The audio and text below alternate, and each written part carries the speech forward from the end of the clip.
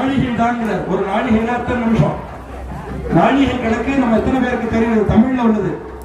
ஒரு நாழிகை என்பது 24 நிமிஷம். ஒரு நாளைக்கு நமக்கு 60 நாழிகை.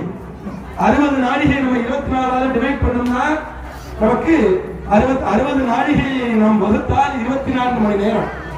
அப்படி ஒரு நாழிகை 2.5 நாழிகை என்பது 1 மணி நேரம். 60 நாழிகை 2.5 வகுத்தால் 24 மணி நேரம் நமக்கு கிடைக்கும். அப்படி அந்த ஒரு நாழிகை தான் ஆகுதுன்னு சொன்னோன்னே உடனே உங்க குருநாதர் இருக்க திக்க பார்த்து நமஸ்காரம் பண்றேன்னு அந்த ராஜா நமஸ்காரம். ராஜா சனாதனத்தையும் இந்து மதத்தையும் ஆச்சாரியர்களையும் இறைவனையும் மதித்த காலம் ஒரு காலம். இப்பயும் அப்படிதான் இருக்கு.